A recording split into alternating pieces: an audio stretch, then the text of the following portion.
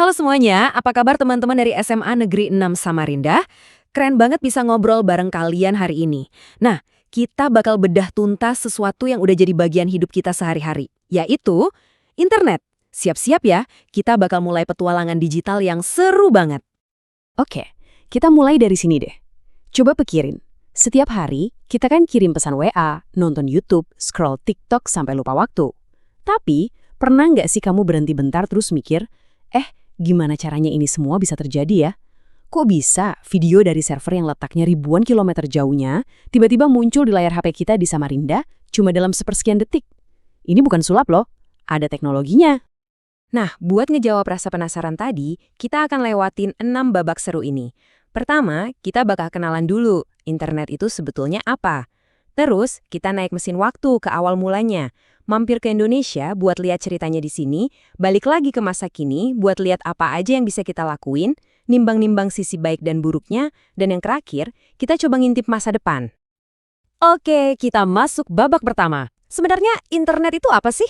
Yuk kita bongkar rahasia di balik layar yang bikin kita semua bisa nyambung. Secara buku, definisinya kayak gini.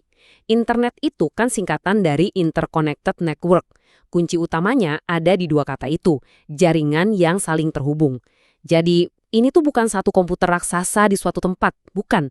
Tapi ini adalah gabungan dari jutaan, bahkan miliaran, jaringan-jaringan kecil di seluruh dunia. Jaringan di sekolah kita, wifi di rumah, jaringan kantor, semuanya itu nyambung jadi satu sistem global. Nah, biar gampang bayanginnya, kita pakai analogi ini. Coba deh pejamkan mata sebentar dan bayangin ada jaring laba-laba super-duper besar yang menyelimuti seluruh planet bumi. Nah, setiap titik di jaring itu adalah HP kamu, laptop temenmu, komputer di sekolah, sampai server-server Google. Dan benang-benangnya, itu adalah jalur data yang menghubungkan kita semua. Keren kan? Sekarang siap-siap buat fakta yang mungkin bikin kaget. Banyak banget orang yang ngira internet itu jalannya lewat satelit di angkasa. Salah besar. Kenyataannya, lebih dari 95% data internet di seluruh dunia itu lewatnya kabel fiber optik segede lengan yang ditaruh di dasar laut. Jadi pas kamu nonton video dari YouTuber di Amerika, datanya itu secara harfiah berenang lewat kabel di bawah samudra. Dan serunya lagi, kabel ini kadang diganggu jangkar kapal atau bahkan digigit ikan hiu. Oke, sekarang kencangkan sabuk pengaman, kita bakal naik mesin waktu. Kita mundur jauh, lebih dari 50 tahun yang lalu, buat lihat gimana sih jaring laba-laba ini pertama kali diciptakan. Semua ini dimulai tahun 1969. Dulu namanya ARPANET, sebuah proyek militer Amerika Serikat. Tujuannya simpel, bikin jaringan komunikasi yang nggak bakal putus walaupun diserang. Lanjut ke tahun 80-an, diciptakanlah bahasa universal bernama TCP/IP, biar semua jenis komputer bisa saling ngobrol. Nah, momen paling pentingnya itu pas Tim Berners-Lee menciptakan World Wide Web atau WWW. Ingat ya, internet dan WWW itu beda. Internet itu ibarat jalan rayanya. Nah, WWW itu kayak mobil, motor, dan truk yang lalu lalang di atasnya. Baru deh setelah ada browser yang bisa nampilin gambar, internet jadi makin asik dan bisa dipakai semua orang. Oke, mesin waktunya kita putar dan kita mendarat di rumah kita sendiri. Gimana ceritanya internet akhirnya bisa nyampe dan tumbuh besar di Indonesia? Awal tahun 90-an, cerita internet di Indonesia itu unik banget. Semuanya dimulai dari semangat gotong royong, makanya dulu sempat dikenal sebagai Paguyuban Network. Ini adalah hasil kerja keras para perintis kayak Pak Ono W. Purbo dan teman-temannya yang pengen banget Indonesia terhubung ke dunia. Baru deh di tahun 1994, layanan internet komersial pertama yaitu IPTEKnet resmi muncul.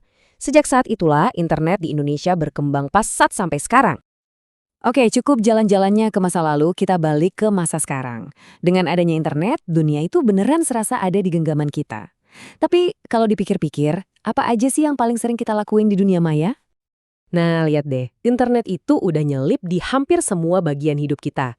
Buat ngobrol sama teman, cari bahan buat tugas sekolah, nonton film, dengerin musik, belanja online, bahkan sampai buat belajar kayak yang lagi kita lakuin sekarang ini. Semuanya jadi mungkin karena ada internet. Dan ini bukan cuma buat segelintir orang. Coba lihat angka ini. 221 juta. Sebanyak itulah pengguna internet di Indonesia di awal tahun 2024. Itu artinya, mayoritas penduduk negara kita udah jadi bagian dari jaring laba-laba global ini. Gede banget skalanya. Tentu aja ya, sama kayak teknologi hebat lainnya, internet itu ibarat pedang bermata dua. Ada sisi baiknya yang luar biasa, tapi ada juga sisi gelapnya yang perlu banget kita waspadai. Di satu sisi, internet itu ngasih kita akses informasi seluas-luasnya, bikin kita bisa terhubung sama siapa aja, dan membuka banyak peluang baru. Tapi, di sisi lain, ada bahaya berita bohong atau hoax, penipuan online, sampai resiko data pribadi kita dicuri. Jadi, poin paling pentingnya adalah kita harus jadi pengguna internet yang cerdas. Kita harus pinter-pinter milih informasi, jaga keamanan data kita, dan yang paling penting, tahu kapan waktunya buat naruh HP dan nikmatin dunia nyata. Kita udah lihat masa lalu, udah lihat masa kini. Sekarang, ayo kita pakai kacamata masa depan dan coba terawang. Kira-kira internet di masa depan bakal kayak gimana ya? Coba deh, baca dan renungkan kalimat ini. Ini prediksi yang gila kan? Kalau keyboard, mouse, bahkan layar udah nggak ada. Terus gimana cara kita berinteraksi sama internet? Nah, ini yang membawa kita ke beberapa tren masa depan yang keren banget. Jadi, masa depan internet itu kayaknya bakal dibentuk sama 4 hal ini. 1. Internet of Things atau IoT. Bayangin, alarm HP-mu bunyi, terus dia langsung nyuruh mesin kopi buat bikinin kopi, sambil otomatis nyalain lampu kamar. Kedua, AI atau kecerdasan buatan, yang bakal bikin internet makin pintar dan ngerti kita. Ketiga, koneksi yang super ngebut. Dan terakhir, internet bakal jadi kebutuhan pokok, sama pentingnya kayak listrik dan air bersih. Oke, sebagai penutup, saya mau ninggalin kalian dengan satu pertanyaan ini. Kalian semua adalah generasi yang lahir dan besar di era digital. Artinya kalian itu bukan cuma pengguna, tapi kalian adalah arsitek masa depan internet. Jadi pertanyaannya, batu bata apa, entah itu ide, inovasi, atau karya, yang akan kamu tambahkan untuk membangun dunia digital yang lebih baik? Coba dipikirkan ya. Terima kasih banyak sudah menyimak.